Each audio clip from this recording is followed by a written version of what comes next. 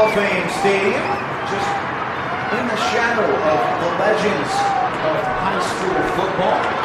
It's the inaugural season of the USA Football Middle School Bowl Game Series, game number 2 of the afternoon. Thank you, everybody, for joining us here on USA Football as well as Game On Sports. I'm Kyle Yeomans alongside Nick Laupius and Al Pops as we bring you some of the best high school or middle school athletes in the entire country. This is game 2 of the afternoon. It's the 14U Stars and the 14U Stripes up against each other, and already pounding the rock right up the middle as we are underway. Tom Benson Hall of Fame Stadium, a gorgeous venue for an outstanding event here, Nick. Yeah, Kyle, and we saw that first game. Some of the younger stars here for this weekend's kind of, just like you said, bowl series, and we saw a lot of really great plays by these young athletes, and it's going to be a lot of fun as we go up in age level. See, they get a little more experience, a little more practice. We'll see how this game shapes up, but we see a nice snag there by the quarterback as there's a high snap, able to bring it in with one hand. Yeah, high snap, but he was able to actually reel that one in. The Stripes are in the blue. They're going from right to left on your screen. The Stars are in the white. I think you talked about that quarterback making the snag for the Stripes. It's take it back. That's Luke Knight out of Wesley Chapel, Florida, 5'7", 137 pounds. Here in Canton, Ohio, of course, the home of the Pro Football Hall of Fame. See the logo there on your screen. Back in the shotgun, Knight. As a tailback to his right, quick step. Throws it off to his left. It's completed to the near side. That's Will Halverson with the grab out of Manchester, Iowa. Stars, like we talked about, wearing the white. They are led by Joe Batagulia out of the Naval Academy. And the Stripes are Fran Johnson out of Benedictine in Kansas. Those are the two head coaches. Talk about the captains here in the middle. Another high snap, but it's handed off right up the middle. A lot of room to work with, and a first down. Barreling his way for about a 12-yard gain. That's Christopher Jordan Jr., Indianapolis, Indiana. Battaglia, actually, is the pronunciation of the head coach's name for the Stars. My apologies. Naval Academy, and an outstanding showing from the coaching staffs earlier in our first game between the Pride and the Courage 14U. These guys a little bit older. Another handoff up the middle, not nearly as much green as Jordan Jr. had the first time he carried the football. Junior so far, 5'11", 170, big running back for, only going into 8th grade. So maybe they're trying to set the tone with a physical run up the middle. Jordan can run over some people. Showed that already on that first run. Was able to just kind of barrel his way through a couple different defenders, and then ultimately found himself in some open space to work with. 2nd down and 10. Knight, long throw, complete over the middle. Just to the far side of the hash marks. Leighton Moore is able to reel it in. Another Indianapolis, Indiana native. Makes the grab in a huge gain. Knight to Moore for the first down. What a pass. An absolute bullet on a well-covered receiver, but able to lead him and create a little bit of separation. Makes the catch and a big first down. Great throw here by the quarterback to get things started. Yeah, if that ball was anywhere else, I don't think the wide receiver would have made a play on it. Perfect throw. And whistles blow before this snap actually happened. No flag. And it is a flag back to the background. Ball start on the Stripes. First game ended up going in favor of the Courage. Courage won that game 23-7 was the final score over the Pride. The MVP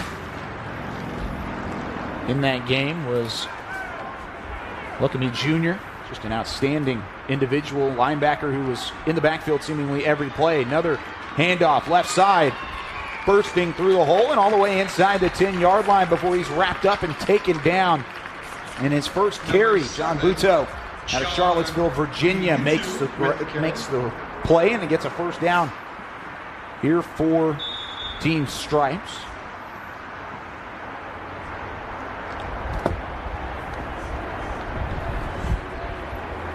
That sets up a first and goal.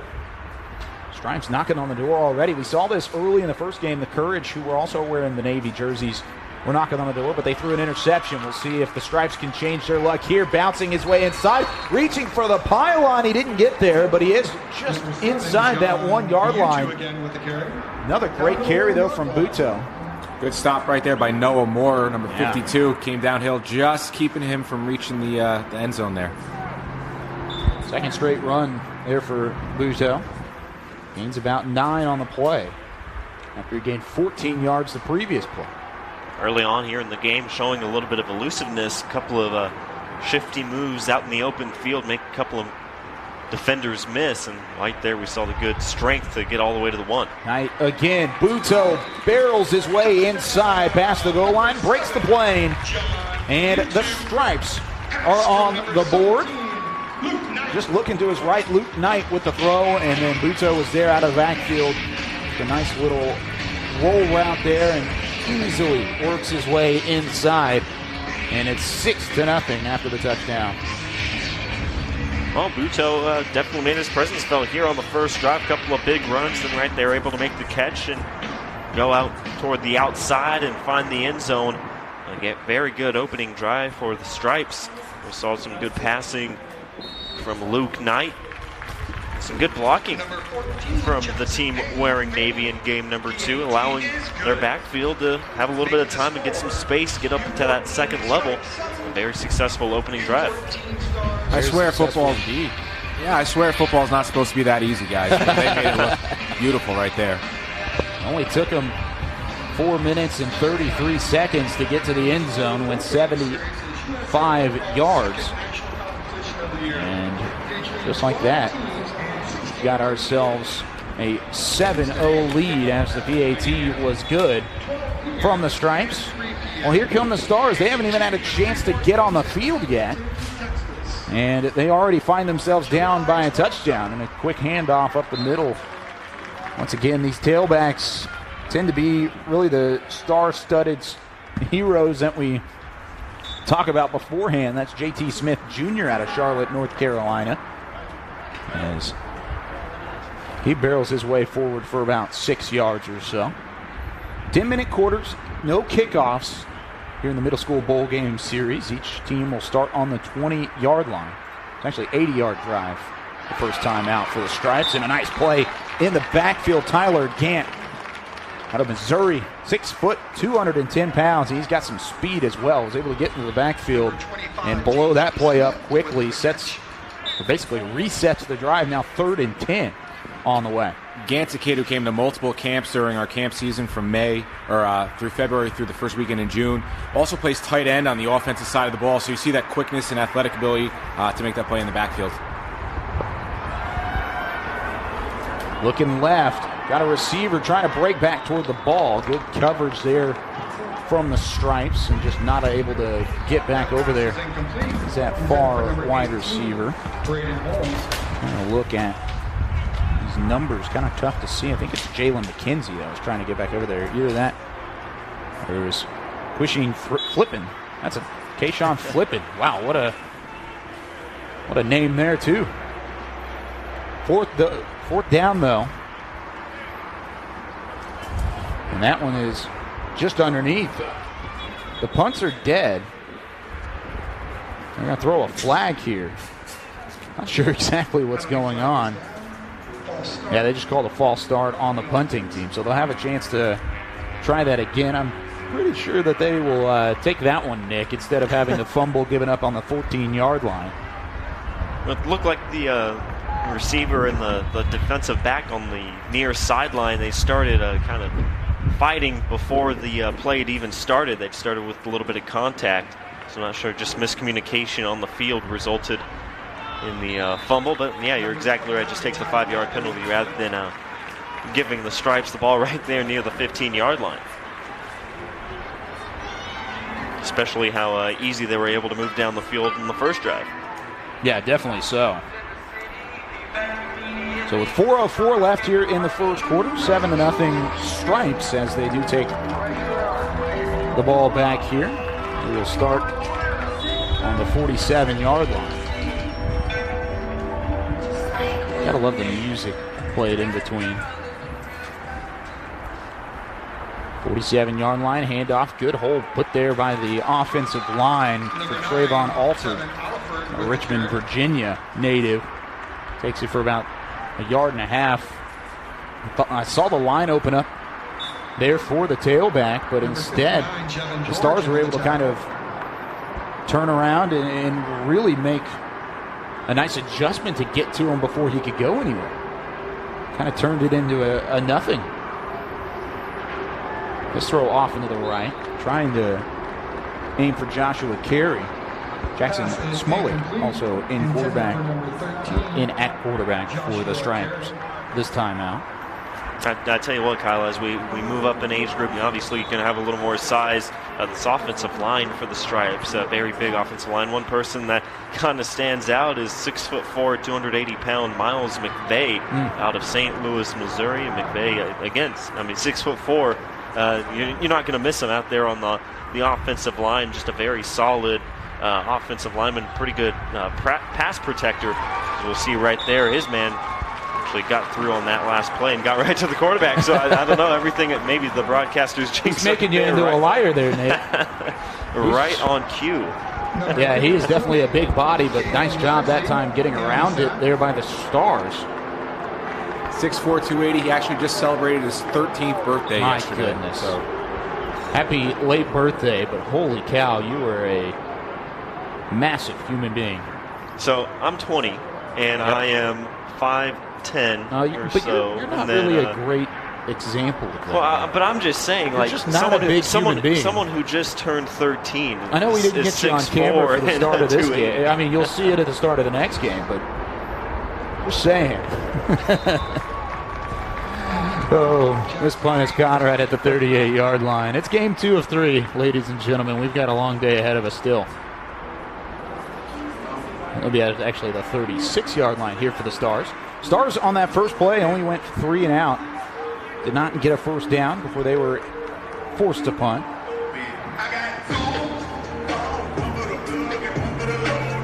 Two punts already in the game.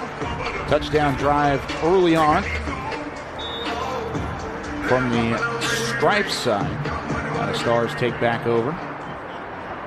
2:41 on the clock. Handoff snuffed out quickly. There is absolutely nowhere for him to go. I think the ball just popped out. We'll see who landed on it here. Officials sifling through the pile and the mass of humanity. And actually, the Stripes came out with that football, but they're going to keep it with the Stars. I thought Alexander Bailey was the one that was there. The ball was put onto the turf by Shaka Griffin II. Griffin II off to the right side. Quarterback now Hayden Clark. Clark looking near side, completes the pass. About 4 yards. Jack Crowley able to be pulled down. As a group, the quarterbacks in this game, all 6 of them are exceptional football players, very high-level quarterbacks in this class of 2023. Most of these kids headed into 8th grade. Exceptional quarterback group here this week. That's really the thing we saw earlier. There were 3 whole depth chart roster slots full of quarterbacks in that first game, and it seemed like it didn't matter who was out there. There's no drop-off. It's talent no matter what. Good move there, working to the outside, trying to get to the corner. He's going to be dragged down. That is a masterful play, coming over and making the stop. Caleb Martin. I think it was Jacob Lindsey. Yeah, Lindsey was the one that was there out of actually Georgia. He was really the only thing from keeping the tailback that time, Xavier Terrell, from getting to the outside and potentially scapering for a first down. Instead, brings up another 4th down. And the Stars still looking for their first conversion on a third down attempt in the ballgame. They may have had one there if it wasn't for Lindsey. Well, I think that's something we saw a little bit in the first game, and so far here in game number 2, the defensive backs and the cornerbacks especially doing a good job of kind of being everywhere on the field, and we saw some really good open field tackling in game 1, seeing some good open field tackles so far in game number 2. So see the fundamentals on the defensive side are there, being able to wrap up and not allow too many additional yards after initial contact. Starting on the 46-yard line, ball carrier's got some room to work with, lays a hit on a defender right at the other 46, knocking on the door of a first down. Nice run there by Christopher Jordan Jr. Again, we mentioned him in that first drive. This is the same unit for the Stripes out there that scored very easily. Just like you said, Al, football's not supposed to look that easy. Well, they made it definitely look like it. Another run. Jordan Jr. has got some space, has to break a couple tackles, continues to carry the pile, and he is just inside the red zone, 20-yard line plus some. And another huge run for big number 20 himself. Had an 8-yard run his last time with the ball, and this time takes it almost about 26 yards. Yeah, he's just a moose of a running back. Trying to tackle him in open field, I feel for those corners and safeties trying to bring him down. The 4th first down of the game so far for the Stripes.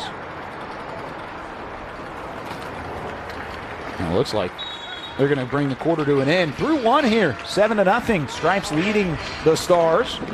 Stars in the white, Stripes in the navy. Even right now, as we head into the second quarter, the Stripes using that offensive input and really the dominance so far of Jordan Jr., Nick, to really open up the passing game and then also just drive the ball with ease. All you got to do is hand it to big number 20 and let his 5'11", 175-point frame just work its magic through the defensive unit. Yeah, definitely tough to bring down, and on that opening drive, you also had John Zutau, was also very effective for the Stripes and scored that touchdown on the little pass out to the flat, but you're exactly right. I think just kind of handing it off to their running backs right now. They're getting a good push from their offensive line, getting up to that second level and opening up some space for their running backs. Has made it pretty easy so far for the Stripes. And then on the other side on defense, well, they've had some pretty good defensive backs kind of closing in, making some good open field tackles. A couple of really good possessions of defense for the Stripes in that first quarter. Definitely so. The defense has definitely been there too. Stars have still not gotten a first down at all. They've had a 3-and-out and another 3-and-out to start their game. They've got to stop the Stripes right now on defense. Trying to look in the flats, trying to connect again with Jordan Jr. The throw from Connor Clark just bounces off the shoulder. Clark, a good-looking quarterback, 6'4", 180 pounds, going into 8th grade, folks. That's a large, large quarterback. Out of Raleigh, North Carolina. He's an alumni, played in the International Bowl last year, back this year with USA Football. Always got to love to see the alumni coming back and continuing to put on the Stars and Stripes. No team name, pun intended, but another handoff here. Jordan Jr. almost broke free, almost broke out of a tackle as he is right near that first down marker. We'll see if they end up moving the chains or not. They are going to do so. It's going to be a fresh set of downs. It's 1st and goal, even though it's going to stand just outside the 10-yard line. Give them the benefit of the doubt. And put the chains down on that far sideline. 9:25 and counting here in the second quarter. Stripes trying to add to their lead. 5-step drop. Clark looking for the streaking receiver. Got him! Over the middle. Touchdown, Stripes. Lee Alexander, the tight end, another Indianapolis native, reels in a touchdown pass, the second from Indy to do so. And Alexander, along with the pass from Connor Clark, makes it a 13-0, maybe 14, pending the extra point. on that touchdown pass there. Well, we talked about Christopher Jordan Jr. all throughout the drive right there. Makes a big play. Rusher coming off the outside edge. He didn't block, but just kind of got in the way and forced him to take a couple of steps to the outside. Just bought Clark just a tiny bit more time to find that receiver and deliver the strike for the touchdown. Only took 4 plays for the Stripes to find the end zone on that drive. And the extra point's good. 14-0 Stripes. That time it was 6-40. Clark to Alexander. Talked about Indianapolis. They have had some pretty good receptions so far. Leighton Moore had a long not a touchdown reception, but a long reception earlier that set up the touchdown that then later came from John Buteau, and then you end up also putting Lee Alexander from Indianapolis, Indiana, into the end zone that timeout. Now it's time for the Stars to try and answer here. Got to find out what kind of resiliency you have from this U-14 Stars team. They have got some work to do, trailing by 2 possessions. They've got a bell cow quarterback to try and figure things out as well. It's only their 3rd drive. We're just over 9 minutes left here in the second quarter. A lot of game left to play. Griffith on the run. Griffin the second. Call him SG2. Is that maybe what it is? We can roll with that. SG2 instead of RG3. Griffin the second instead of Griffin the third. Look at this throw. It is complete over the 50-yard line and into enemy territory. That was on a dime. Wow. What a play. Inium Smith was the one that reeled it in. But I'm more impressed with the throw. Smith is shaken up on the play. He did a great job of reeling in that ball over his right shoulder as well, just kind of watching that one into the hand. Beautiful throw, beautiful concentration to make that catch. That was an unreal play.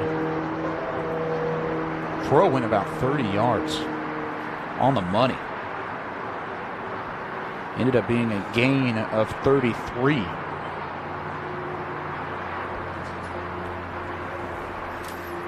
And Smith is being attended to currently. Beautiful afternoon. Now into the afternoon, I should say. Just past lunchtime. At the Pro Football Hall of Fame, Tom Benson Hall of Fame Stadium. Him run off the field on his own power. Hopefully it just was the air knocked out of him or something not too serious. Yeah, exactly right. Was able to run off, so it looked like he will be okay. Liam Appler was the one that threw that pass. No surprise there, Nick. Appler, on our scouting report in our pre-production meeting, was one guy that really stuck out, and he's got himself a cannon and was able to put it on a dime that last time out. Low snap here. He's able to gather it in. He's going to have to run it himself. Still bouncing off of defenders. He will not get back to the line of scrimmage, taken down for a 1-yard loss. Well, it goes back to what Al was talking about earlier. I mean, all the quarterbacks here this weekend, just incredible talent.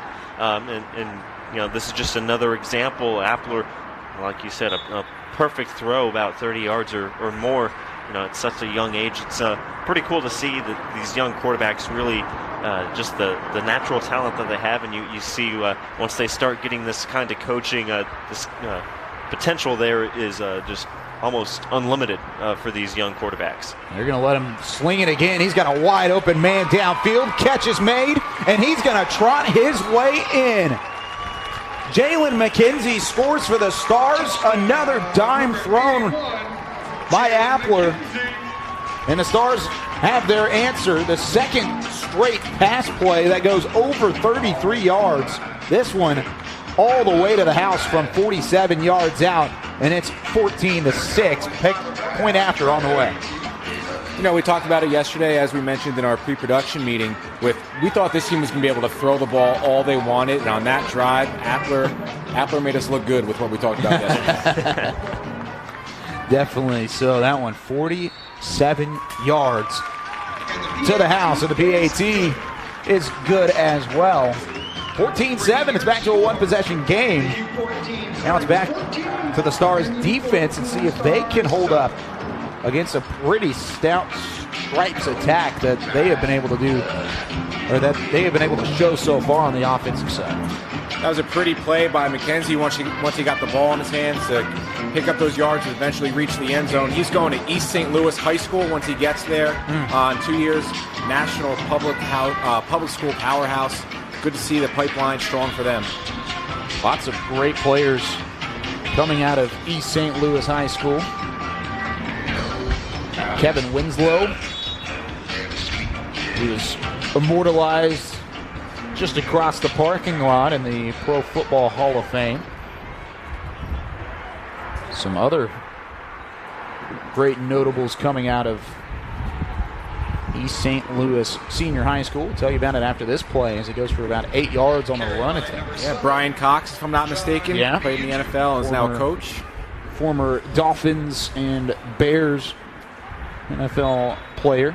Kerry Glenn also played a couple years in the league. Also had Frank Bauer of the New York Yankees, an older name, but a baseball guy. Lots of great athletes coming out of East St. Louis High School. Victor Scott, former NFL Dallas Cowboy, as that ball popped loose. The Stars think they have it. See if it's the first turnover of the game, and it is. The Stars get it back inside their 30-yard line, popping up with the football. It's the other number 81. It's Austin Schuler out of Toledo, Ohio. Schuler and McKenzie, both number 81s, one on offense, one on defense, making some plays here, Nick. Yeah, it was, again, just trouble with the handoff and great awareness by Schuler. Like you said, the Toledo native able to fall on it, and now it's great field position for the Stars after a pretty good drive like we talked about. A couple of great passes by Appler on that previous drive, and now has a short field to work with. Definitely a short field. Let's see what quarterback Cody Shelton can do now as he commands the offense. Shelton has been in already in the game. He's in one of the shorter drives earlier. This one's put on the turf. Nobody's picked it up yet. We'll see who comes up with it. I think the Stripes are going to get it right back. Just a fumbled snap in the shotgun. And nobody knew that one was loose except for Bryant Waters Jr., who was able to run over and get the fumble recovery, and we keep trading possessions here. Wow. A 3-second possession for the Stars as they give it right back. I don't have the record book up here, but that might be a record for possession time. Wow. It did not take very long. Basically, you get a free set of downs, and we're right back to where we were originally, right?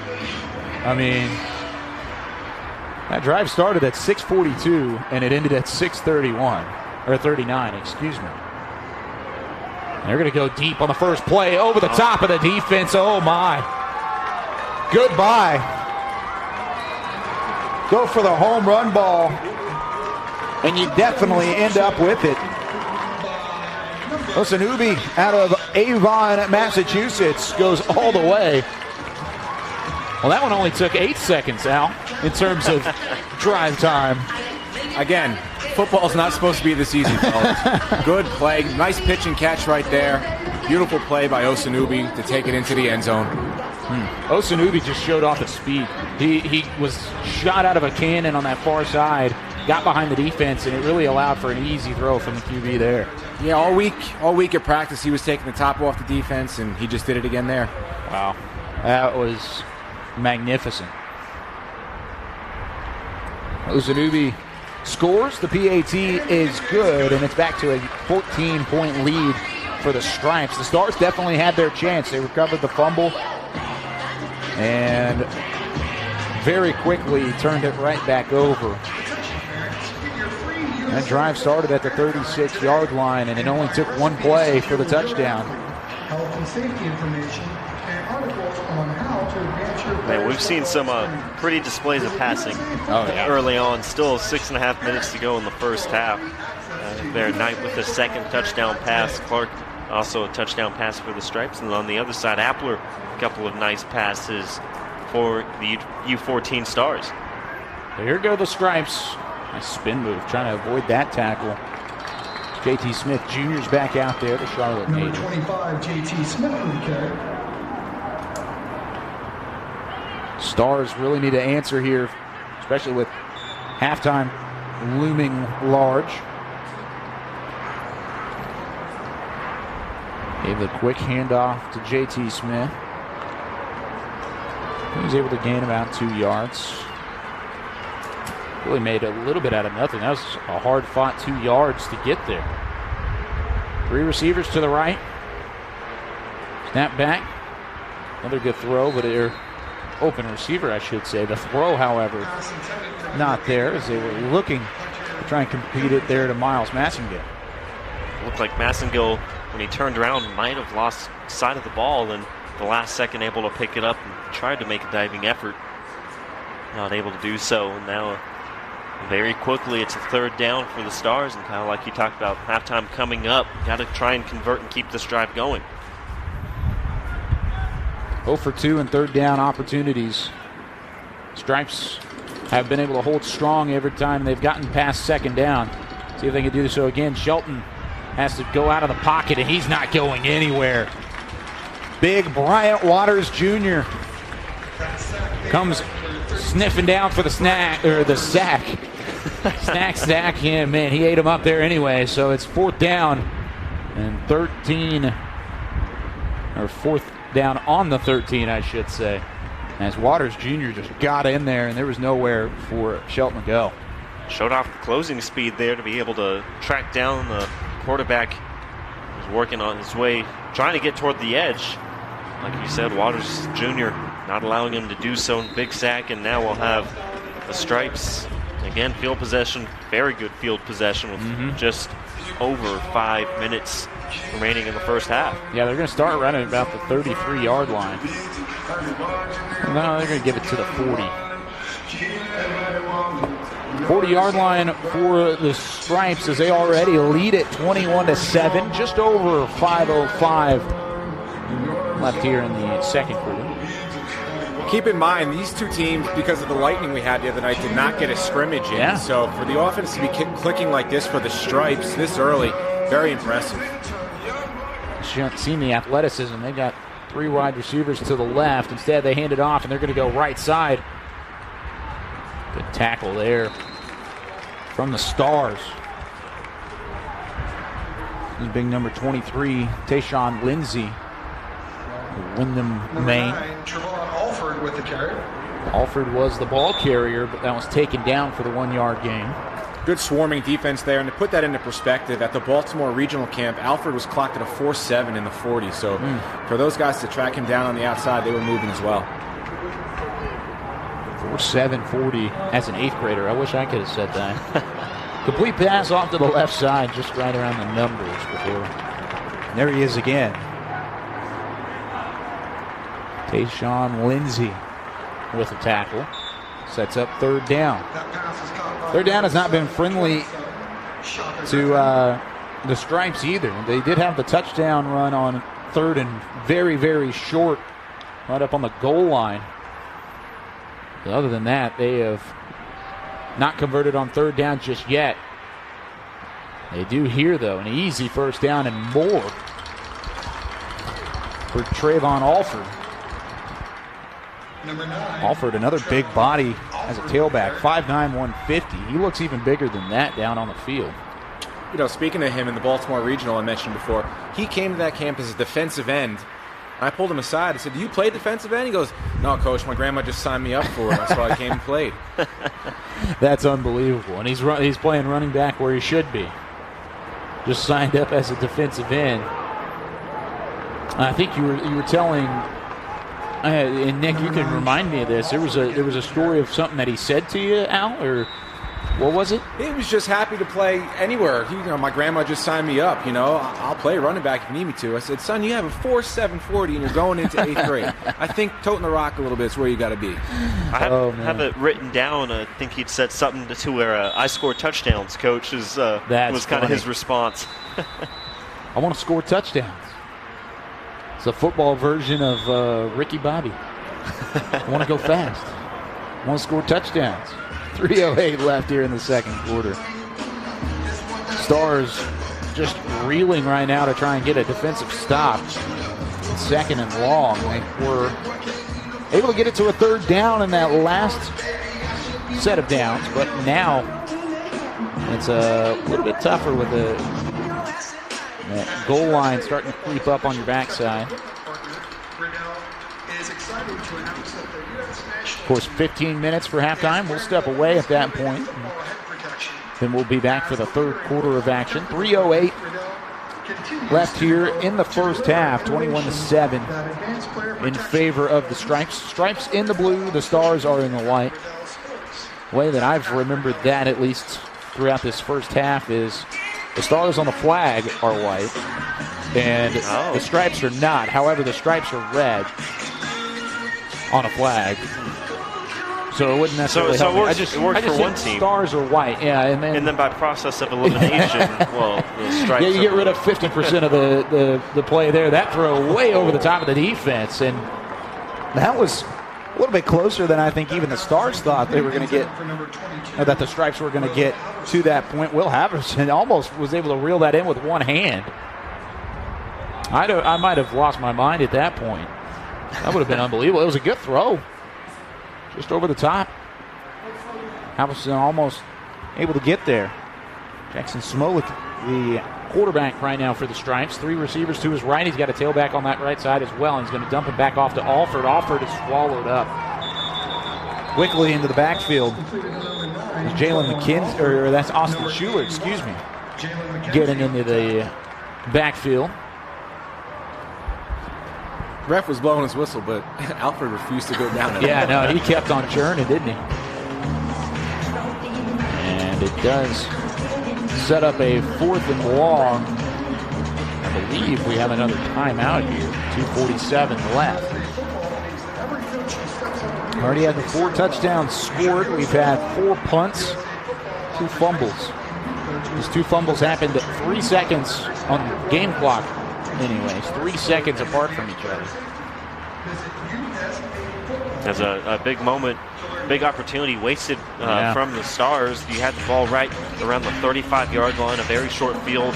The previous drive had some great passing by their quarterback, and the great touchdown throw by Appler, and you think, oh, here we go, an opportunity to tie the game, and then you have the next snap, and the quarterback just didn't look all prepared for the snap, maybe a little bit caught off guard, and then the Stripes able to recover and then eventually convert on that next offensive possession. And ever since that touchdown drive for the Stars, haven't seen a whole lot of kind of pace or a lot of success on the offensive side since that 1 touchdown drive for it. Another passing play, crossing route over the middle, lots of room, breaking a tackle inside the 10-yard line. That's Braden Holmes with the reception out of Antioch, California. Good throw again across the middle from Smolik. Smolik still trying to look for his first touchdown throw of the game. Connor Clark has one, and then Luke Knight also has a touchdown throw. Smolik trying to add his name into that list as well. There's Alford churning forward for about 2 yards. First, 2nd and goal now with 2:03 and counting left on the clock. Looks like we have a Stripes player, offensive lineman down. I think Alford might have landed on the lineman as he was being tackled.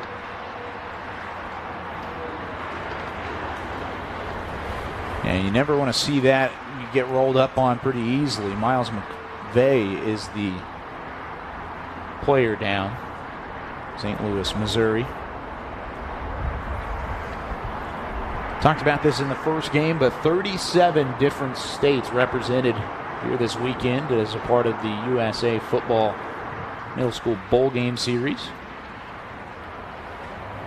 Canton, Ohio. Of course, we will also have Game 3 of the afternoon here on USA Football, powered by Game On Sports. And then that won't be it for the Middle School Bowl Game Series either. They didn't travel to Frisco, Texas. July 22nd is game day, but there is a week of festivities up to that point as well. It's being hosted at the Star in Frisco. That's the home and headquarters of the Dallas Cowboys. Just a state-of-the-art practice facility and really just event center, basically, over there. It's called the Ford Center. And a gorgeous facility there. Good to see McVay up and moving. Yeah, we're going to get into Texas on the 18th. The athletes will be practicing and eating their meals at UT Arlington. Oh, wow. That's awesome. The college campus, week full of practice and meetings, and then right back at it for game day on the 22nd. 22nd at the Star in Frisco. You can go online to USA Football and find more information about that. We will bring that live to you as well from the Star in Frisco. We are Game On Sports, as we are actually outside of the DFW area. That's our normal home. Now we're up here in Ohio. It's Game On the road. Game on here so far for the Stripes as they're knocking on the door as well. Just inside the 10-yard line. 2nd and goal. As they look to increase their lead. They lead it by 14. Chance diving for the end zone, not getting the pylon. Good play just up into the very end. Smolik was able to get right up on the goal line as he is taken down and he is shaken up on the play. Trying to see who it was that was able to break that up. I believe it was Will Stallings Jr. that got over there. Was able to pull Smolik off to the side. Looked like he was reaching, I think, for his right lower leg as he tried to get up. He took one attempt to try and get back up and then kind of faltered back to the turf and was reaching toward the legs. And hopefully everything's okay. It's kind of got twisted down right near the goal line on a pretty good quarterback scramble. And another injury timeout as the Stripes are going to have 1 minute and 36 seconds to try and get that one final yard and get into the end zone and have a really dominant lead heading into the halftime break. 21-7 currently. Driving into the wind. It's going from right to left on our screen currently. Pro Football Hall of Fame. Nick, you and I got to go with the rest of the Game On Sports crew yesterday to the Hall of Fame. Got to walk around. I'm sure some of the kids and families involved with USA Football also got a chance to tour the football mecca and really an outstanding facility. What was your favorite part, though, of the NFL Hall of Fame and the Pro Football Hall of Fame experience? Ooh. It's pretty tough. There are a lot of great things about it. I kind of liked seeing all the Super Bowl rings and seeing the evolution from the very first championship ring to what we have now, which is a pretty cool evolution to see. Unbelievable. The last one they had in there, Showcase, they don't have the Eagles one in there yet from this past Super Bowl, but they did have the New England Patriots one with 283 diamonds on it. As a Giants fan, I don't care to see the Eagles Super Bowl. Hey, we're Cowboys fans too, so we're right there with you. And we beat the Patriots twice. Yes, you did. So they had Tom Brady's jersey from that game in the Hall of Fame. Never want to see this, the cart coming out for Smolik.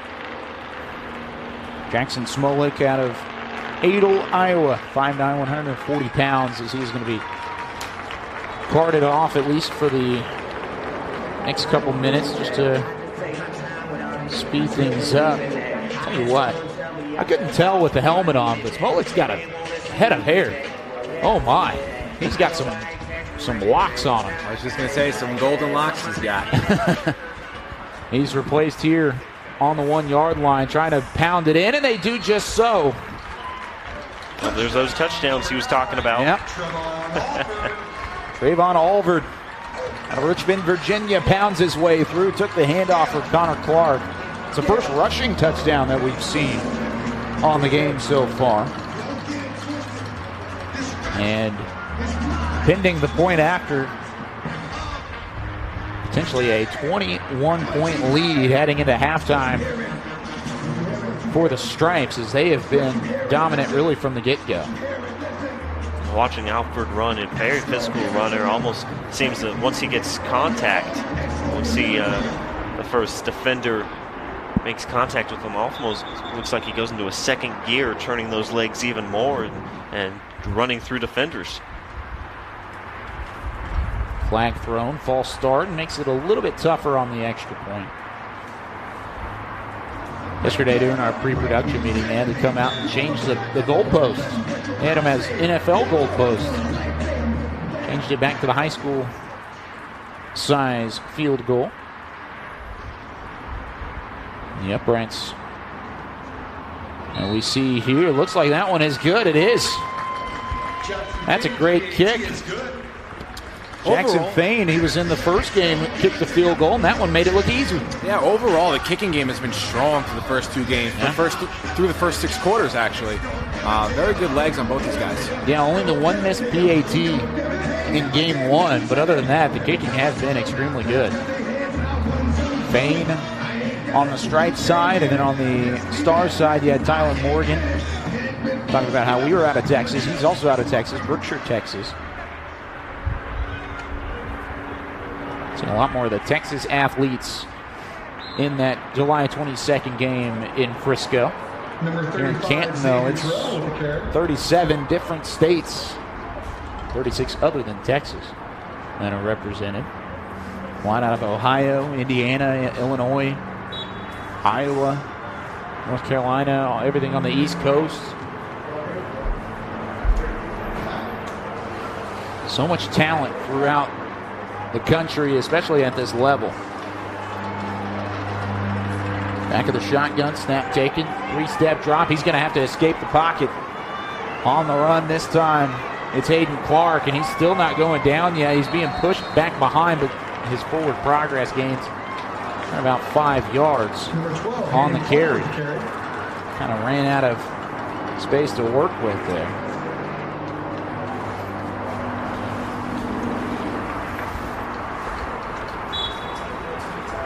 Third down and long on the way. Underneath a minute left to play here in the second quarter. If you're the Stripes, you got to stop here. You're feeling pretty good going into the halftime break. If you're the Stars, however, you got to score. Put some points up on the board, make something happen. That's a man that could make something happen if you give it to him enough. Xavier Terrell with the carry. Xavier Terrell. I'd expect him to see more action coming out of the backfield. One thing I rave about him with is his hands. At this level, to have a running back as a weapon out of the backfield, I'd love to see him involved with some more swing passes or just out in the flat and get him to space.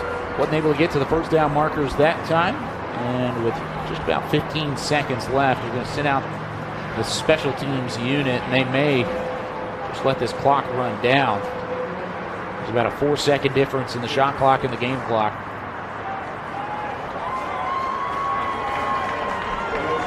Not the shot clock. Not the shot clock. I did it again. Everybody just kind of looked at me. I know. I understand. But the game clock does go down to 0 as the first half comes to an end, and a dominant first half from the Stripes as they have had some massive success. Nick, what has been their key so far throughout the first 2 quarters? I don't know. It's just been a solid team effort from them on the defensive side. They did give up that one drive with a couple of great passes, but on the offensive side, I mean, they're firing on all cylinders. They're getting some good blocking up front. You have Alford and Buteau, who are a couple of really good running backs, able to make a lot of space and get a lot of running going. And then you have, well, the quarterbacks are doing pretty well for the Stripes as well, so almost pretty much a complete team effort in that first half for the Stripes. Into the half, 28-7 in favor of the Stripes. When we come back here in just a little bit, we'll give you a scoring summary, and we'll set you up for the third quarter of action. But for now, we'll take a quick break. 28-7 in favor of the Stripes over the Stars in Game 2 of the USA Football Middle School Bowl Game Series from Canton, Ohio. We'll be back in just a little bit.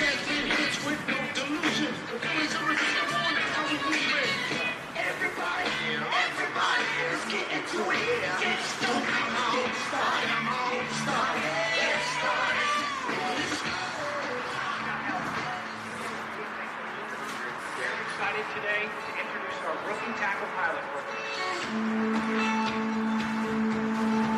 The way this started is we started looking at other sports, analyzing what are they doing to create player paths. And we also went back to our constituents.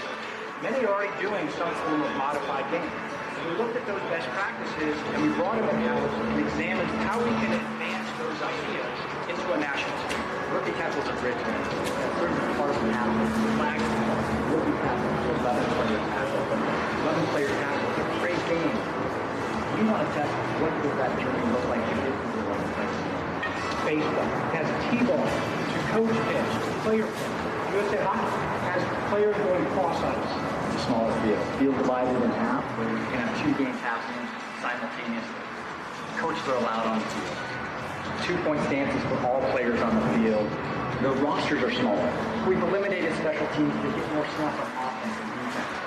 We get to focus on the core fundamentals of the game as an introduction to tackle football. It's a game that teaches so much. It's a great education. It's a stepping stone. It's a bridge. It's a transition to the 11th game. Can't think of a better game. It does.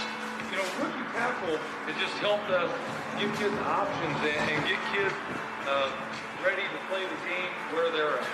Using a framework that was created by the United States Olympic Committee called the American Development Model, which is a blueprint for how organizations such as USA Football can ultimately deliver better experiences to playing. So thank you for your interest in the Rookie Tackle Pilot Program. There's going to be a series of informational updates, opportunities to learn more about how this is working in each of our pilot locations. So stay with us as we aim to advance and grow this great game.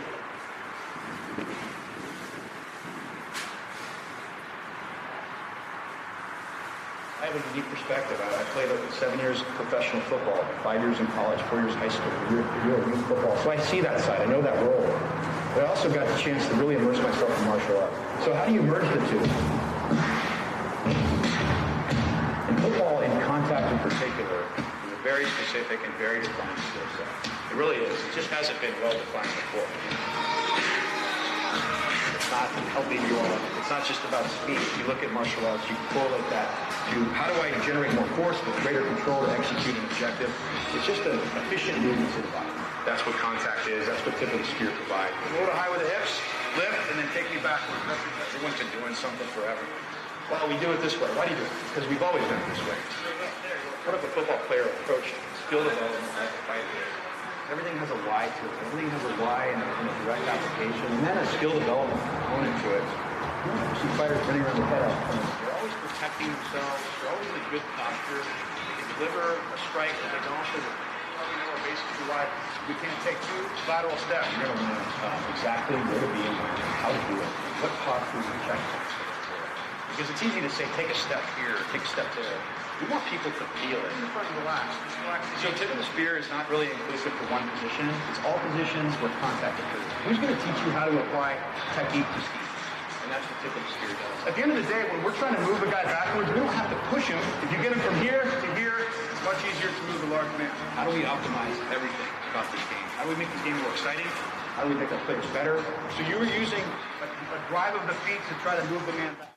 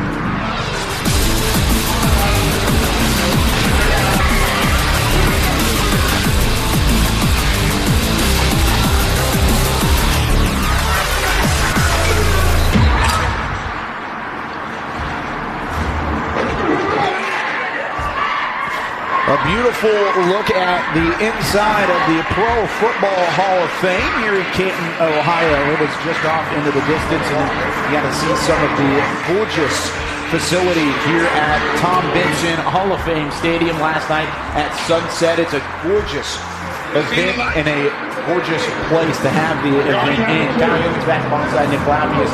Will be joined by Al Ponce again here in a minute. But Nick, that first half dominated by the Stripes, 21-7. The score, and really it was a lot of the offense that was extremely exciting and a lot of the speed that was on display for the Stripes right now. Yeah, the speed for the Stripes was phenomenal. A couple of great running backs that they have in that backfield, and the quarterbacks are pretty well as well. We had a couple of touchdown passes, and the thing has been so impressive for all of these teams in the second game is not only the passing, the quarterbacks have been spectacular. Not only do they have the arm power, the arm strength, but I tell you what, they're putting it right on the money. So it's been very impressive to watch these young quarterbacks just be spot on with the ball placement. Yeah, you look at some of the different ball placements, some of the throws that some of these quarterbacks have made. This is high school level plus type of throws and arm strength from some of these gunslingers. And look at the burners that some of these wide receivers have. They've been so fast. In 10 years, in 10 days. Do you expect much of the same here in the second half, at least from the Stripes side of things? Or do you expect the Stars to try and get some rhythm going on offense and maybe get a couple stops defensively to try and claw their way back into this 21-point deficit here in the third quarter? I mean, I think we're still going to be seeing a lot of the speed and a lot of the skill on the offensive side for the Stripes. On the defensive side for the Stars, need to do a little bit better job, the cornerbacks, to try and lock up those speedy wide receivers. But I think we're going to be seeing more of the same from the Stripes on offense. And on the other side, the Stars, like I said, they had that great drive, a couple of huge passes by Aliam Appler on the touchdown drive for them, and then they had an opportunity to tie things up early in that second quarter, but then they gave possession right back to the Stripes. So we'll see the Stars do start off the second half with some possession here, looking to get back into a 28-7 starting off quarter number 3. We'll see how the Stars respond. Yeah, they've got a long way to go, and they ended the half with possession, but they do get it back here. Quick handoff and a first down rumble so far. He is still on his feet inside or past the 40-yard line, almost to the 45. Oh, man. Shaka Griffin, the second. SG2 getting some work done on that far side. He laid down the hammer a couple different opportunities whenever he was faced up against a defender, and he was able to barrel his way, the definition of a hardy run all the way to the 44-yard line.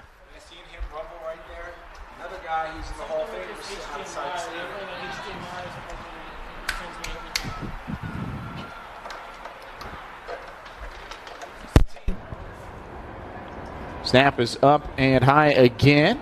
Near side completed quickly to Jack Crowley for about a 4-yard gain. Number 20, Jack Crowley.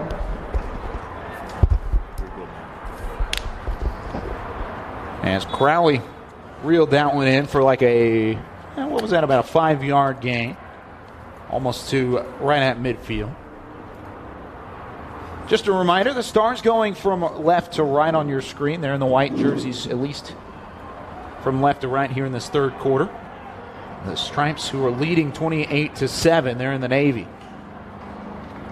Shotgun set again. Handing it off to Griffin the second and laying down a shoulder. Another first down run for SG2. Cody Shelton, as a quarterback right now, he's got the easiest job in the world. Just give it the big number 27 and let him run with it. Man, doesn't he remind you guys a lot of another player who's right over there in the Hall of Fame, and Jerome Bettis? Oh, man. That could not have been a better comparison. He's a mini bus. He is definitely, he's got that low center of gravity. He's wide. Got some big legs to work with, and he's tough to bring down once he gets going. Look at this throw over the top of the defense. It's in and out of the hands. Not a bad look as Cody Shelton let one rip from the far side, or going toward the far side. Pass intended for number 36. And just went in and out of the hands. An unfortunate break there. I thought for sure that one could have been reeled in. Good defense, though, on the far side.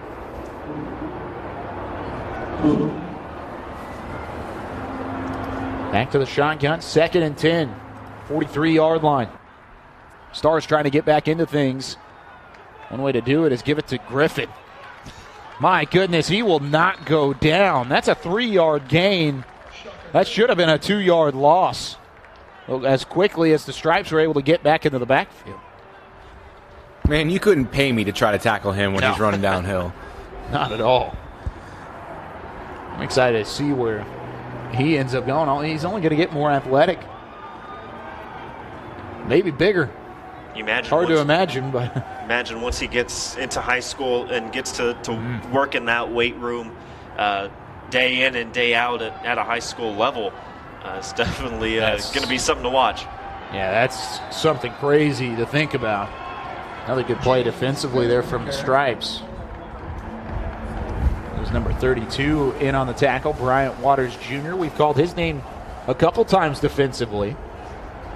And in doing so, he has been all over the field. 4th down and 6 on the way. And it looks like the Stars are going to take a risk here and go for it. Going for it on 4th down. Down 28-7, I kind of feel like you have to. Yeah, definitely so. They've had a good drive so far to start off the second half. A couple of big runs and able to move into enemy territory, but right now trying to get the 4th down, and you see a miscommunication between the quarterback and wide receiver. The wide receiver turned back to the quarterback while the ball was pretty much over his head at that point. Yeah, it looked like White out there wanted some flags thrown, but there was a little bit of contact. Nothing illegal, though, says the officiating crew. And it's going to be a turnover on downs to start off the 3rd quarter here for the Stripes. Or for the Stars, excuse me. The Stripes now taking the field. We'll talk about those officials really quickly. Carl Davidson, Chris Loudermilk, Kevin Sink, Brian Friends, and Tim Costello. They were also the officiating crew for the 9 a.m. game. Different crew, though, for the 3 o'clock game between the 15U Stripes and Stars. Here are the Stripes again. They have been unstoppable on their last 3 or so drives. Scored 2 straight drives. They did have the fumble 3 drives ago. They then got it back 3 seconds later on the game clock. Before that was another touchdown pass. Even on the drive that they ended up fumbling that ball. It was only on play number 2. It was after a 7-yard gain on 1st down. 2nd down here. Far side. Pass is complete to Ryan Boyd. Connor Clark in at quarterback, by the way, for the Stripes. He has 2 touchdown passes already. Had the one early on to Hasanubi. And he also had one earlier to Lee Alexander. 2 touchdown throws for Clark in at QB currently. Back in the shotgun, he's got a running back to his left. That running back is Jordan Jr., and he's past the 1st down marker and churns his way forward inside the 40-yard line to the 38. And a fresh set of downs into enemy territory, and with just about 5.5 minutes remaining on the clock and another player down after this play came to an end.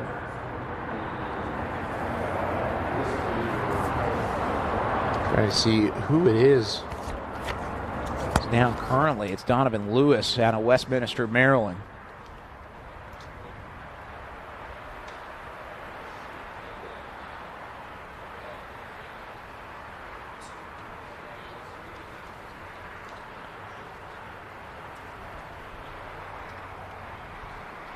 Earlier, we were talking about the success that Connor Clark had in terms of touchdowns thrown. Had a 10-yard touchdown pass earlier to Alexander, and then had that long touchdown pass, 64 yards to Hasanubi. Was able to sling it over the top of the defense. 74 yards total of touchdown passes. That 64-yarder was a thing of beauty. Yeah, the Stripes definitely a good 1-2 punch with Knight and Clark kind of controlling the offense. Also, Jackson Smolik was in at quarterback. He had a couple of really nice plays, almost had a rushing touchdown, and on that run got kind of twisted down and lower body injury. Had to leave there in the late in the second quarter, but the quarterback play for the Stripes have been very solid no matter who they have back there running the plays. Yeah, you're exactly right. It doesn't matter. Out of those three, unfortunately, Smolik did leave the game due to an injury. He's still sitting underneath that training tent on the far sideline, but yeah, overall it's been an embarrassment of riches for quarterbacks in terms of the Stripes side of things. Even on the Stars side is not seeing any lack at quarterback as well. Cody Shelton, Hayden Clark seen some action as well. Appler had a touchdown pass earlier, but overall it's been the Stripes so far. We're going to see that arm again, trying to find Austin Ubi again in the middle of the field, and it just overthrew him by about a yard and a half. And it brings up 2nd and 10. 7th grader going into 8th grade. A 6'4 quarterback almost connected with a 6'2 wide receiver. Wow. Must be nice. Yeah. That's unbelievable. There's a reason why they're at this game. Lots of time and effort going into figuring out who is actually going to end up at these different middle school bowl games in the camps around the country. Help decipher that. As this one handed off to Jordan Jr., he's taken down, but the ball popped out. They're going to call him down. Now in a high school sort of situation without the camera review, that's definitely down by contact, before the ball popped out. But I think if we went back and looked at it in slow motion, there's a very high chance that ball was out before Jordan Jr. actually hit the turf. So I thought Jordan Jr. was laid up on top of another white jersey, and because of that, he never actually hit the ground. No reversals here, though, and a timeout's going to be called here by the Stripes on a 3rd and 12 situation.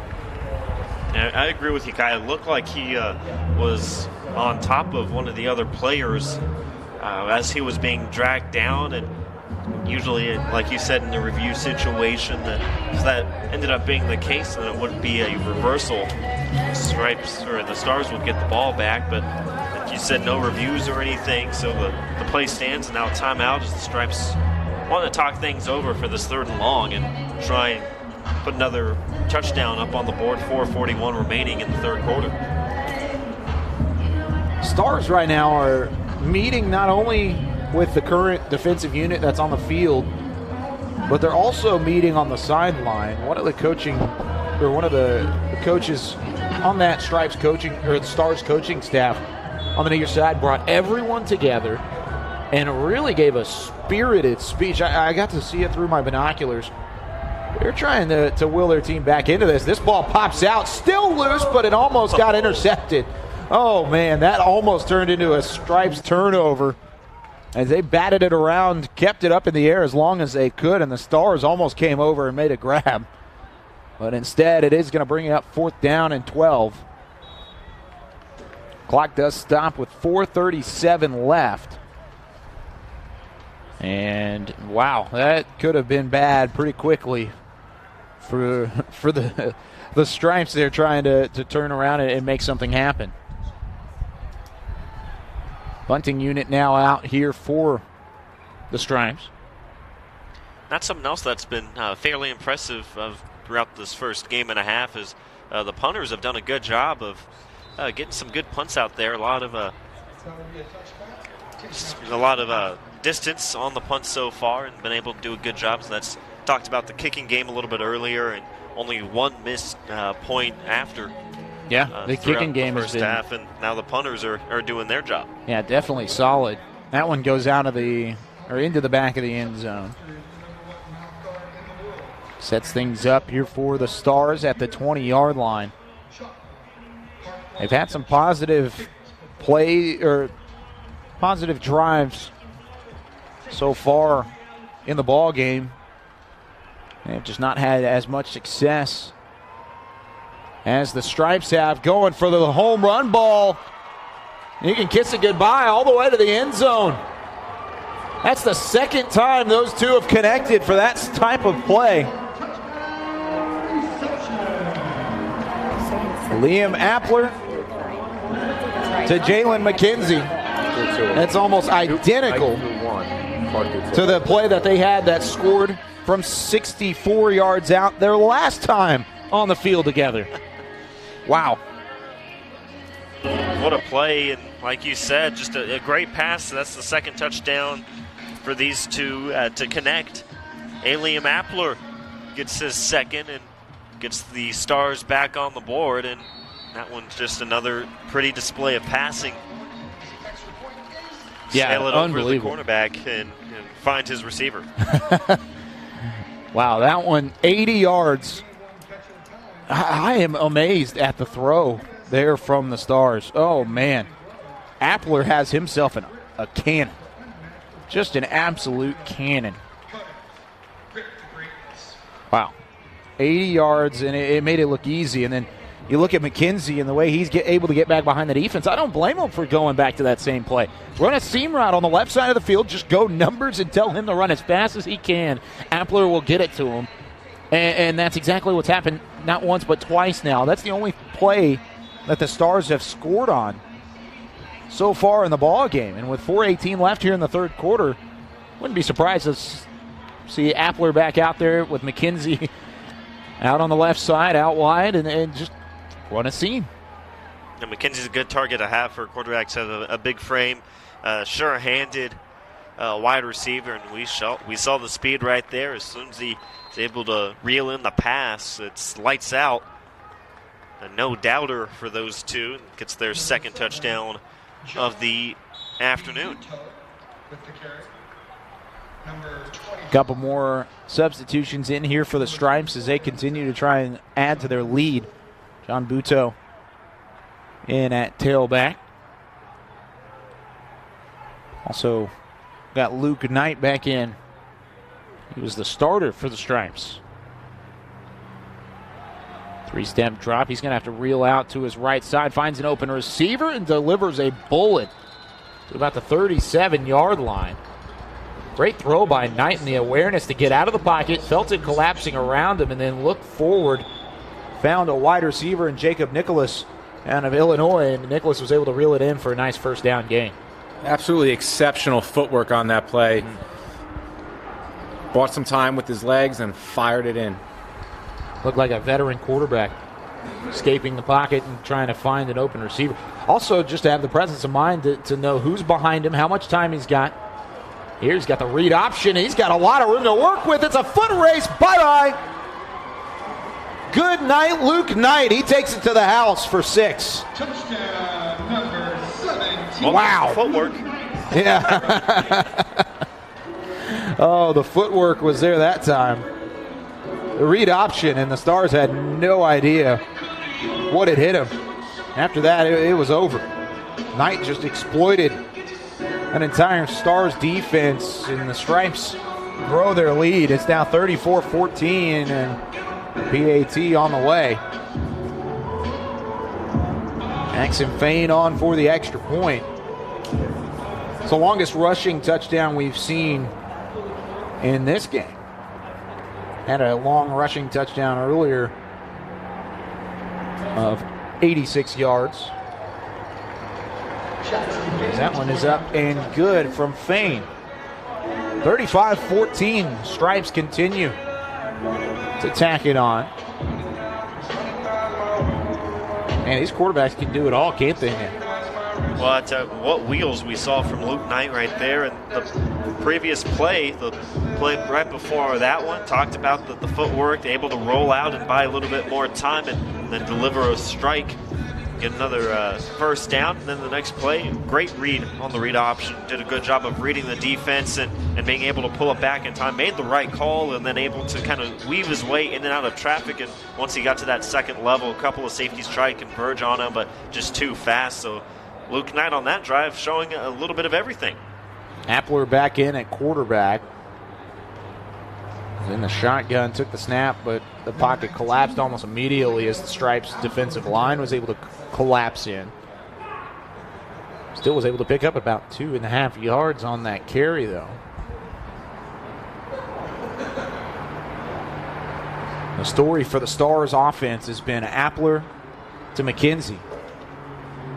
McKenzie's going to be at the top of your screen, just over the top of that 20-yard line marker. He's got 4 wideouts. No, now 3 wideouts. Got the tight end back behind the line of scrimmage. Flag flies. I think they might call something on the defense here. Probably offsides. Yep. That's exactly what it was. It was more like a neutral zone infraction more than anything, but it did get the offense to jump, and because of that, it does end up adding on 5 yards. I'll tell you another positive for the Stars offense, running back SG2, I think, as you've now proclaimed him. Griffin II has had a couple of very physical, couple of really impressive runs for this Stars team. That one slipped out of the hand of, that time it was Appler trying to go near side. Flags flying. Looks like it's going to be pass interference here. Well, Haverson was the intended target. You can see as soon as Appler let go of that one, it just kind of floated out of the hand. Either he was hit as he threw. I don't think he was hit harder. At least he may have been hit from behind. But it did end up forcing a pass interference call against the Stripes. Stars not giving up yet. Still going for that long ball.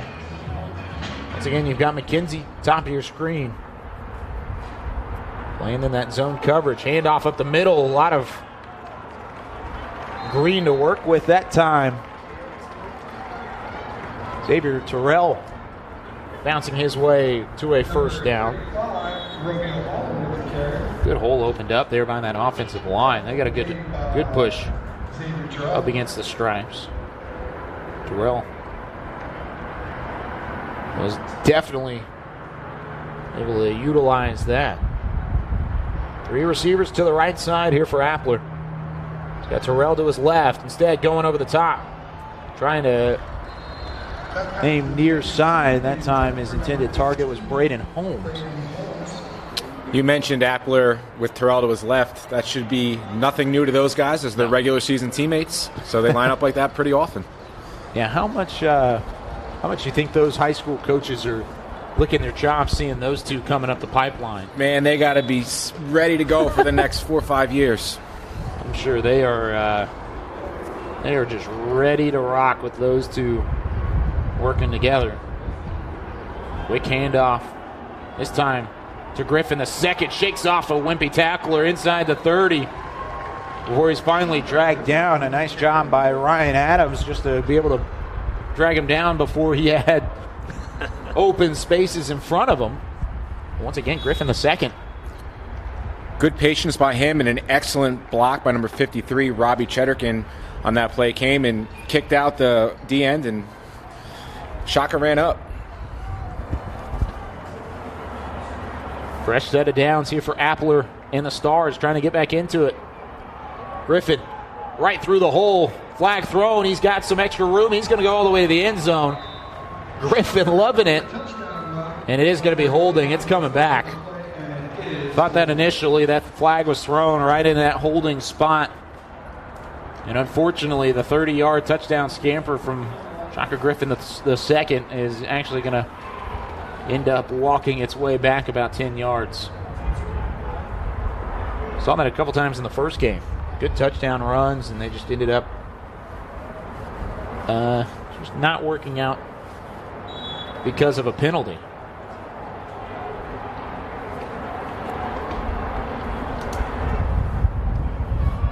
This one sets up a 1st and 20.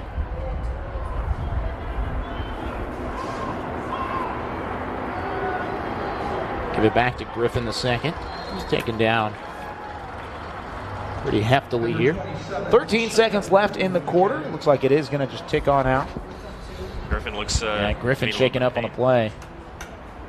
He was taken down by big boy Cameron Ryder. Number 91. Ryder's been all over the field as well for the Stripes. That'll bring it into the third quarter as they do attend to Griffin II, who's been one of the bright spots in the Stars. But with 1 quarter to go, it has been all Stripes throughout. The Stars struck first in the third quarter, but then a long touchdown run from Luke Knight was able to silence any kind of Stars comeback effort. And it is 35-14 as we do head to the fourth quarter. Do want to remind you that there is another game coming up after this. The big boys take the field, U-15 Stars and Stripes. The main event. Players going into high school coming this fall. So it's basically a preview of the future stars of high school football. Don't want to miss that one. Starting approximately right at 2:30 here from Tom Benson Hall of Fame Stadium. Glad to be with you, Kyle Yeomans, alongside Al Pops and Mr. Dick Laupius, along with the rest of the Game On Sports crew, as well as the USA Football crew, who have done a magnificent job of holding a week-long full of camps and training and drills to prepare each of these athletes for this middle school bowl game series. First time it's being played here at the Pro Football Hall of Fame. It has been a great week and a great day to culminate all of it. Some bowl games and some competitive play. Some of the top players in the country. Appler trying to show why he has the strongest arm in all of 14U football, and he does just that by overthrowing everybody by about 10 yards. Fourth quarter underway. You want to hear something more scary than Appler throwing 2 touchdown passes over 70 yards each? The fact that he has it now, he has the wind at his back now for the first time that he has been in the ball game. It's going to look like that old Vortex commercial with John Elway thrown out of the stadium. Yeah, exactly.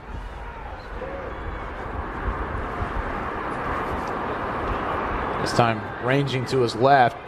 Plants that back foot, and he's going to let one fly just over the top. He was intending to hit Braden Holmes on the pass. And it sets up a 4th and very long from the 39-yard line. I feel like if you're the Stars here, you still got to think about going for it here.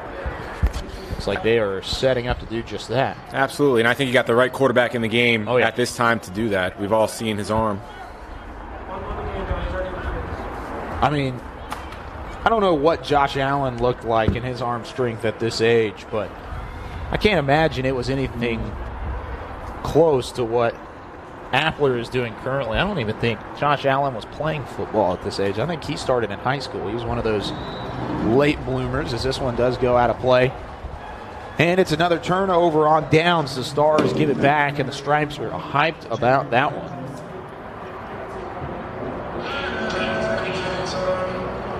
Second turnover on downs for the Stars throughout this second half.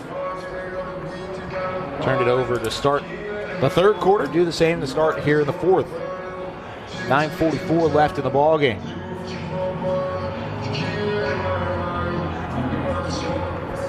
So here are the Stripes leading 35-14.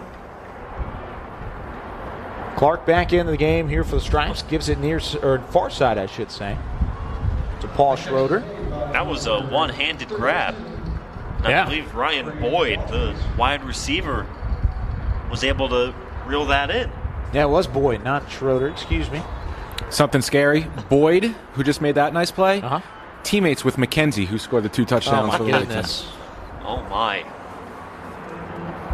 I'm sure any high school coach in America that has any player in this game is really excited about what they have coming up the pipeline, as this one's taken for about 20 yards. Just easy going for Trayvon Alford. He just scampers his way for 20.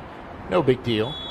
Boyd's father is actually one of the assistant coaches at East St. Louis. So Boyd, McKenzie, Big Miles McKay, the offensive linemen, they're all headed there. Wow.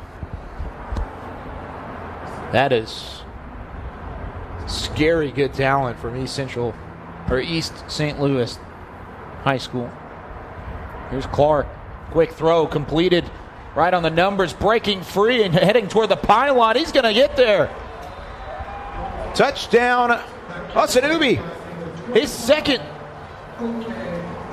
He's able to go all the way to the end zone. The Stripes continue to rack it up. It's 41-14. Well, again, it looked like just kind of a simple slant pattern, able to play a little bit of pitch and catch. And then Osanubi showing the wheels off, breaking a tackler, able to take it to the house. 41 points now for the Stripes, 8.5 to go in regulation. 40-yard touchdown pass. Wow. That was mostly the yards after the catch. Osanubi was able to break free as this one is up, and it is good as well. 42-14, Stripes over the Stars. Here in the 14U action. Game number 2 of 3 here from Tom Benson Hall of Fame Stadium. Game 2 has seen much more scoring than game 1. And that defense, we've talked about the offense from the Stripes, but the defense from the Stripes has been stifling as well. Yeah, and we've seen a lot of very good open field tackles. And then the defensive line has been spectacular, getting some pretty good first pushes and getting in that backfield. But like I said, at the end of the first half, really just been a complete team effort from the Stripes. And the scoreboard reflects that, the 42-14 lead that they had with 8.5 to go.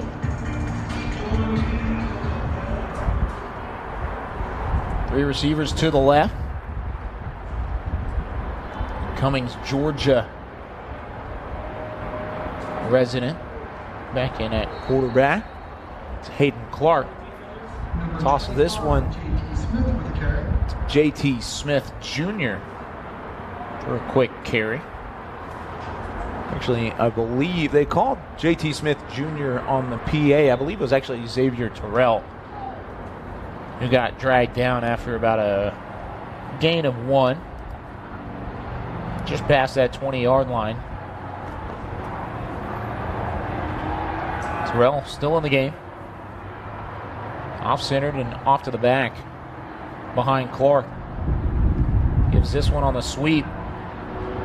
Had some room to work with if he could have broken up just a little bit earlier, but I don't even think at that time Flippin was looking to try and move upfield. He was just trying to avoid who was in front of him.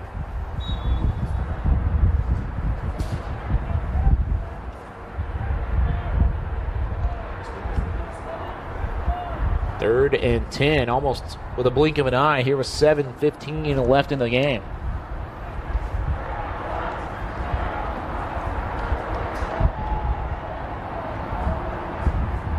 Three wideouts and a tight end offset on the backfield.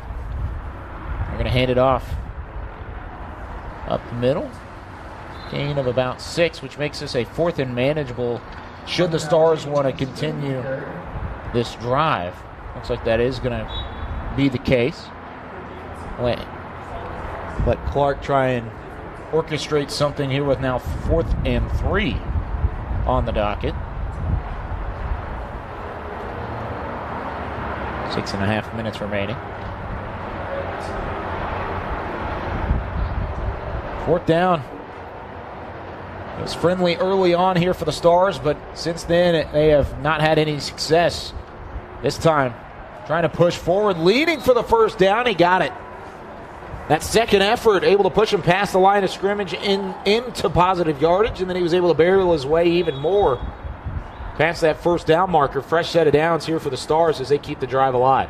Good physical run to keep the drive going, and that's what you want to see, especially in this type of situation where well out of it with only about 6 minutes to go on a 4th down. You want to see the kind of character that the football players have, and right there able to do so on the 4th down run. Like you said, the second effort, and then falling forward, getting that first down. The next more opportunities now for the Stars on the offensive side. Clark with the quick completion to Jack Crowley on the far sideline. Crowley out of Mequon, Wisconsin. Never heard of Mequon. M-E-Q-U-O-N. Mequon, Wisconsin. Hit the Mequon. Of course, reference to the dance move. I had to pick it. I didn't pick that up initially. Oh, look at this. Something cooking here for the Stars. A little bit of room to work with. And look at the speed. Breaking away and scoring. All the way is Xavier Terrell. Oh, my. Weaving his way through that Stripes defense. And then it was off to the races for Terrell. Near sideline. Got him out of a cannon. Out of a barrel of a gun. Whatever speed you want to look at and whatever reference you want to make. But, man, he was gone as soon as he hit open field. Big touchdown there for the Stars. This game most likely out of reach, barring an incredible comeback. But they are fighting up until the end. Hats off to the effort of these coaches, these players. It's very easy to quit and pack it in when you're down, but these guys keep fighting. These coaches keep coaching. That's what it's all about. They're going to go for 2 here. And coaching that's one of the biggest things of these camps and of these bowl game series now is you have these kids with all this talent and potential, and you mix that in with some great coaching, and that really just helps these young players continue to progress and really utilize the skills that they have. They're staying very positive on that near sideline. All the coaches clapping it up, meeting with the different players, and Terrell just got picked up by one of the members of the coaching staff, and that's what you love to see. That love to see those different coaches and the relationships that they have formed with these athletes throughout the week and in the midst of their teams and competing today. But like you said, just not giving up and going all the way up into the end. I also love the play call there. Let Mr. Terrell clean his plate for the 2-point conversion. You got the touchdown. Let him finish it off. He did just that, barreled his way inside, and it was an easy conversion for 2. Just under 5 minutes left as we are halfway through the 4th quarter. Past the halfway point on the day total now. So we've got 1 game left. It's the 15U Stars and the 15U Stripes. Here's Jordan Jr., another powerful runner. Good blocking downfield from that offensive line. Opens up a 12-yard, 13-yard gain. Gets all the way to the 33.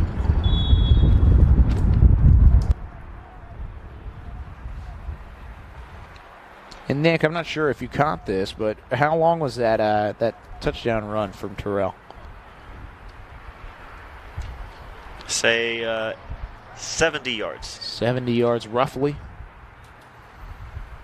Don't quote me exactly on that. I think it was in the 70 range, around there. Okay.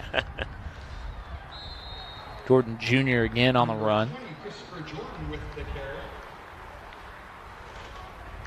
Got close to right around the first down markers. They actually gave it to him.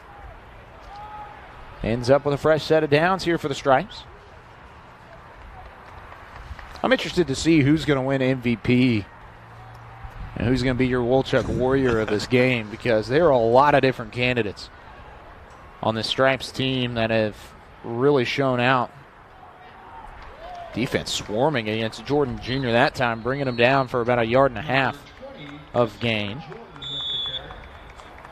3.5 minutes remaining.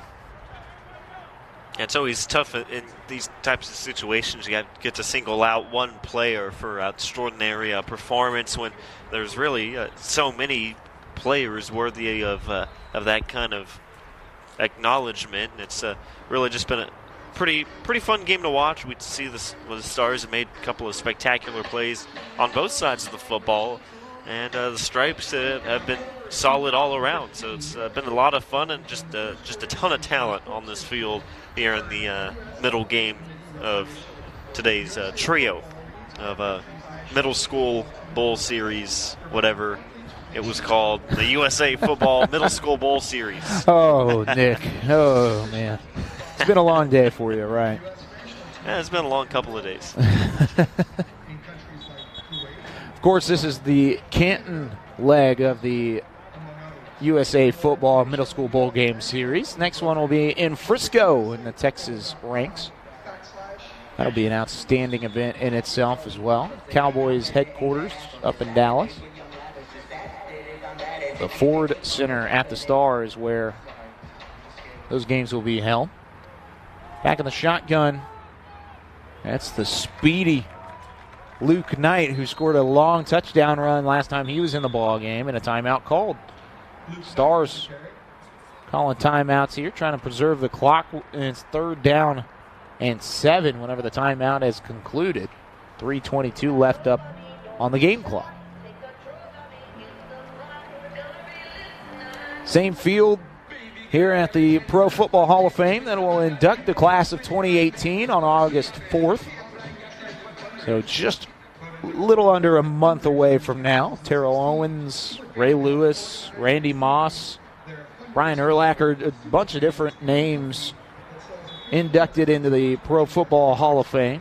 They'll receive their bust and their gold jackets and their rings right here in Canton, Ohio.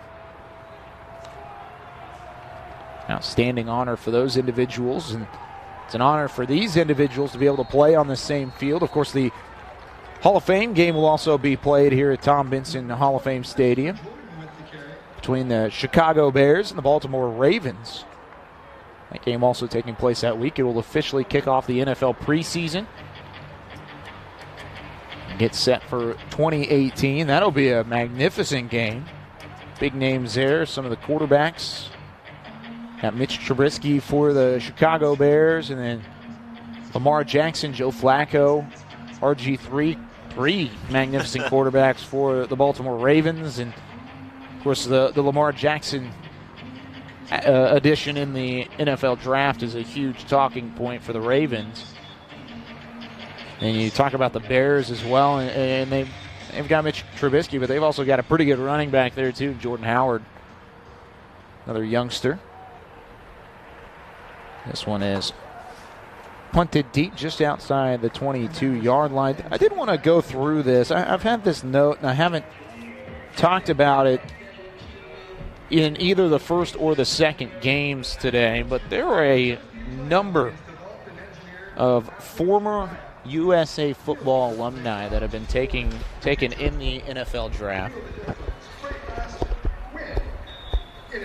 But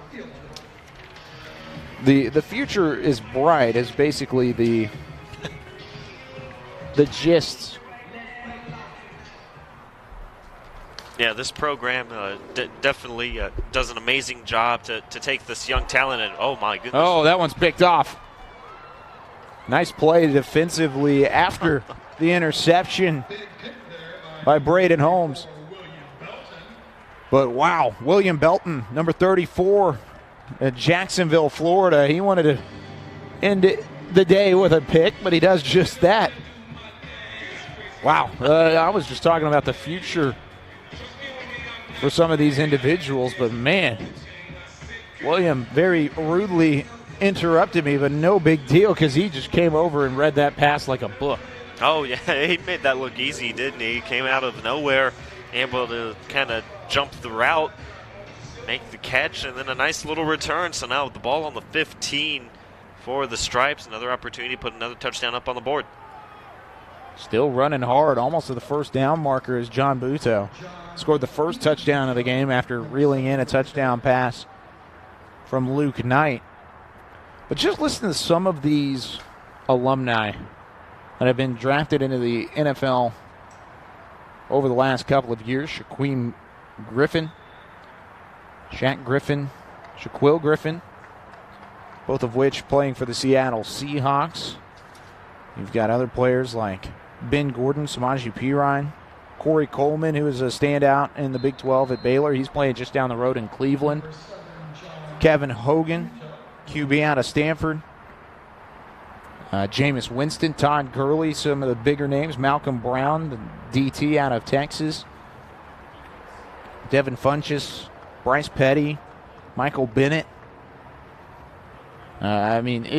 So many different USA football alumni drafted into that elusive NFL fraternity.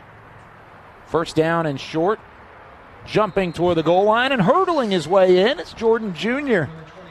His first touchdown of the game, and the Stripes continue to add on to their lead with 1:04 left in the game. Wow. It has been dominant.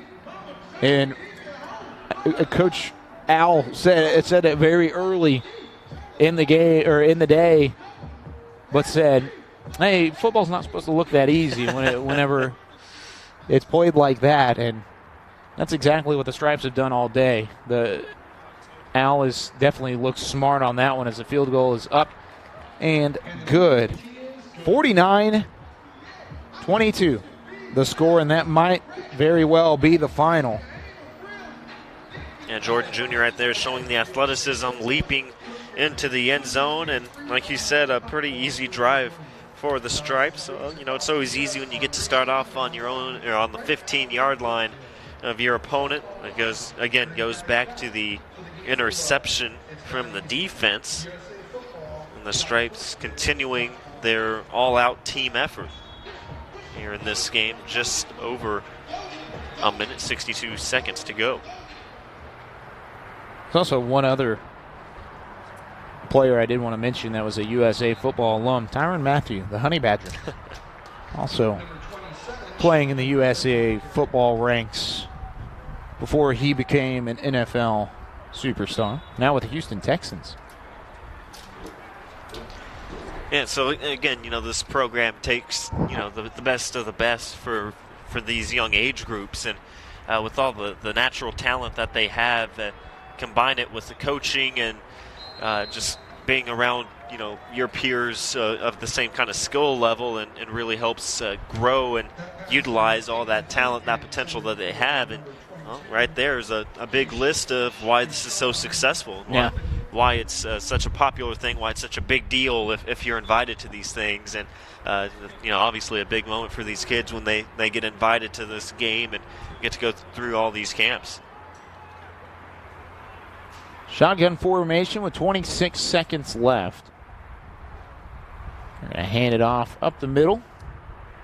Nice shifty move to get past the first down marker, get a fresh set of downs, and we'll see whether or not the Stripes call any timeouts here. The clock is stopped, even though the officials did say for the clock to run. Now there it goes. And they spike the ball with 15 seconds left. Clock still running. They're a little behind on this clock thing with the officials. 5, 4, 3. Well, they were just not paying attention there, I don't think. They spiked the ball. They might just be wanting this game to come to an end. So in a confusing way to end this one, but it is going to be the end of it.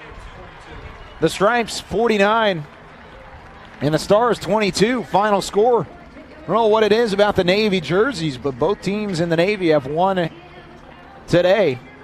Earlier, the Courage defeated the Pride, as two teams get set for the MVP ceremony. But Nick, who is your Wolchuk Warrior for game number 2 here in the afternoon? This one is really tough because it is very tough. So many playmakers on both of these teams. Ended up looking at it, and it could go to either of the two quarterbacks for the Stripes, but I'm going to have to go with Knight. I think Luke Knight had a phenomenal game, a couple of touchdown passes, was just spectacular, a couple of really big plays from Knight, and again, a lot of players could have gotten this award or this recognition because really everyone on the field played spectacular today. But I think Knight did an outstanding job today, leading his team, a couple of touchdowns for him, and it was a lot of fun to watch him back there in the backfield. Yeah, definitely so, and we'll see who ends up with the MVP as they are about to have that crowning ceremony. Most valuable player. And it is going to be Connor Clark, the quarterback. He did have an outstanding day. He had 3 touchdown passes, one of which the 10-yard touchdown pass to his tight end Alexandria, the 64-yard TD pass to Osanubi. And he also gave it to Osanubi again in the fourth quarter. And so, once again, Connor Clark is the official MVP of the USA Football Middle School Bowl Game Series, game number 2. Final thoughts here, Nick, here from Tom Benson Stadium. East St. Louis High School is, wow. I tell you what, they're good enough already, but seeing a couple of the receivers that they're going to have here coming up very soon, it's scary to think about it. Overall, just a ton of talent, a lot of speed here on the field today on the offensive side. It was a lot of fun. Also, it was cool to see a couple of big physical runners kind of plowing through the defense. So that was a lot of fun. Overall, just a lot of fun to watch the offenses work today. Yeah, the offenses were on display in a high-scoring affair for game number 2. Game number 3 coming up in just a little bit. That one's slated to start at 2:30 right here on USA Football, as well as Game On Sports. But for now, we're going to say so long. Final score once again, the Stripes 49 and Stars 22.